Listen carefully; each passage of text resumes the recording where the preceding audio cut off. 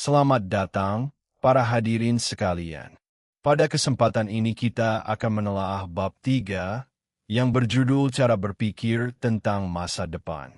Bab ini tidak berbicara tentang ramalan, melainkan tentang cara kita berpikir. Penulis mengajak kita meninjau ulang kebiasaan berpikir yang selama ini kita anggap wajar, karena kebiasaan itulah yang justru membatasi pandangan kita. Ada 3 pokok bahasan yang akan kita telusuri bersama. Pertama, keliru menganggap dunia akan kembali ke keadaan semula. Kedua, keterbatasan pengamatan dan kecondongan berpikir kita. Ketiga, keterhubungan antar kecenderungan dan sikap batin kita terhadap masa depan. Mari kita mulai. Pokok pertama bab ini adalah bantahan terhadap gambaran bandul.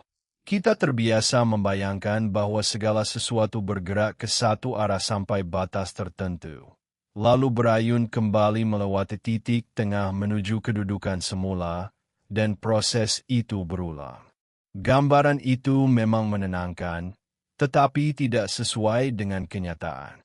Sepanjang masa wabah, banyak pihak yang kita percayai sibuk menerka kapan dunia akan kembali normal. Anggapan bahwa ada garis dasar tetap yang pasti akan kita datangi kembali adalah penyederhanaan berlebihan. Keadaan tidak mungkin menapak balik jalannya, sebab konteksnya telah berubah. Tempatnya berbeda, orangnya berbeda, dan tidak ada satupun yang persis sama seperti sebelumnya. Karena itu, urusan ketenagakerjaan, peralihan ekonomi, perpindahan tenaga kerja, hingga pembaruan teknologi harus kita baca dalam kerangka ini. Tempat kita berakhir tidak akan sama dengan tempat kita bermula. Pokok kedua adalah apa yang disebut gejala lampu jalan, atau asas pencarian si pemabuk. Ini adalah bentuk kecondongan pengamatan, yaitu ketika harapan, pendapat, atau prasangka kita menentukan apa yang kita lihat. Seratanya begini. Seorang polisi melihat seorang pemabuk mencari sesuatu di bawah lampu jalan. Ketika ditanya, ia menjawab bahwa kuncinya hilang. Setelah beberapa saat, polisi bertanya apakah ia yakin kuncinya jatuh di situ. Pemabuk itu menjawab tidak. Kuncinya jatuh di taman. Ketika ditanya mengapa mencarinya di sini, ia menjawab, disinilah ada cahaya. Pesannya jelas. Kita mencari di tempat yang paling mudah dan paling nyaman, bukan di tempat yang paling mungkin. Dalam dunia yang serba melimpah keterangan dan serba pendek perhatian, kecenderungan ini semakin menguat. Kita bersandar pada hal yang mudah teramati, lalu mengabaikan sudut pandang lain hanya karena memikirkannya menuntut usaha yang lebih besar. Cerita berikutnya melengkapi gambaran tadi, yaitu kisah gorila yang tidak terlihat. Dalam sebuah percobaan kejiwaan yang termasyhur, peserta diminta menonton tayangan selama 1 menit dan menghitung berapa kali sebuah regu bola basket mengoper bola. Di pertengahan tayangan, seekor gorila berjalan melintasi lapangan. Separuh peserta sama sekali tidak melihatnya. Para ahli kejiwaan menyebut gejala ini kebutaan karena pemusatan perhatian, yaitu ketidakmampuan melihat sesuatu yang sebenarnya terpampang jelas. Semakin dalam kita memusatkan perhatian pada satu hal, semakin lemah kemampuan kita menangkap kejadian yang tidak kita duga. Pelajarannya, bergantung pada apa yang kita jadikan pusat perhatian, seluruh sudut pandang kita dapat berubah. Setiap orang memikul muatan pengetahuan yang terkumpul sepanjang hidupnya. Muatan itu membentuk pandangan kita, tetapi sekaligus dapat mengaburkan penglihatan kita terhadap hal yang baru. Agar seluruh gagasan bab ini mudah kita pegang, saya rangkum ke dalam sebuah tabel perbandingan antara cara pandang lama dan cara pandang baru.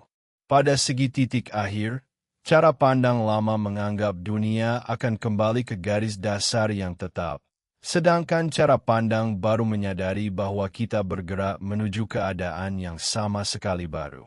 Pada segi cara mengamati, cara lama mencari di tempat yang terang dan mudah, sedangkan cara baru berani menelusuri wilayah yang gelap. Pada segi perhatian, cara lama terpaku pada satu hal sehingga mengabaikan kejutan, sedangkan cara baru membuka ruang bagi hal yang tidak terduga. Pada segi cara membaca kecenderungan, cara lama menelaahnya satu persatu secara terpisah, sedangkan cara baru melihatnya sebagai satu jalinan dan mencermati irisannya. Terakhir, pada segi sikap batin, cara lama diliputi rasa takut dan kelumpuhan, sedangkan cara baru dijiwai rasa ingin tahu dan harapan. Bagian ini berbicara tentang keterhubungan masa depan. Penulis mengaku bukan orang yang lekat dengan ilmu hitung. Ia seorang pembelajar yang memahami sesuatu melalui penglihatan dan gambaran. Dari pengalamannya, ia mengajak kita meninggalkan pembagian yang terlalu sederhana antara orang berotak kiri dan berotak kanan. Pemindaian otak menunjukkan bahwa pada umumnya kita memakai kedua belahan secara seimbang. Karena itu, lebih baik kita melatih diri menjadi cekatan pada kedua sisi. Semakin baik bagian-bagian otak saling berhubungan, semakin utuh pandangan kita. Dan pandangan menyeluruh itulah yang dituntut oleh masa depan. Sebab tidak ada kecenderungan yang berdiri sendiri.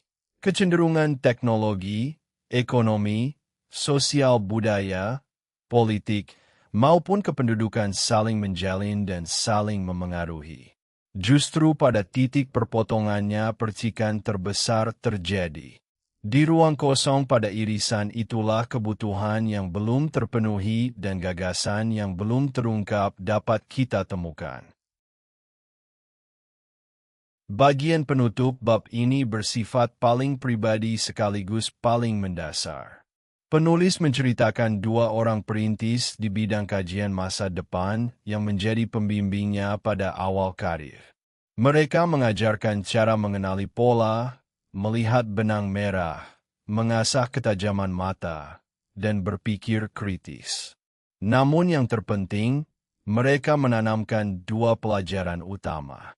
Pertama, daya vayal adalah perpanjangan dari pandangan jauh ke depan yang bersifat menyeluruh. Kedua, masa depan adalah uji bercak tinta, yaitu bahwa cara kita menafsirkannya turut membentuk kenyataan kita. Sebagian besar kenyataan kita memang menyerupai bercak tinta yang kita maknai berdasarkan tanggapan dan keyakinan masing-masing. Sikap batin kita terhadap masa depan bisa membatasi, bisa pula memberdayakan. Bila kita memandangnya dengan ketakutan, kita lumpuh oleh ketidakpastian dan enggan menerima perubahan. Bila kita memandangnya dengan rasa ingin tahu dan harapan, terbukalah kenyataan-kenyataan baru bagi kita. Sebagai penutup, izinkan saya merangkum 5 hal yang perlu kita bawa pulang. Pertama, lepaskan anggapan tentang garis dasar yang tetap, berhentilah menunggu keadaan kembali normal, dan mulailah merancang langkah untuk keadaan yang baru. Kedua, carilah di luar lingkaran cahaya. Telusuri dengan sengaja sumber, sudut pandang, dan gagasan yang tidak lazim. Ketiga, longgarkan pemusatan perhatian, sediakan waktu khusus untuk mencari hal penting yang selama ini luput dari pandangan kita.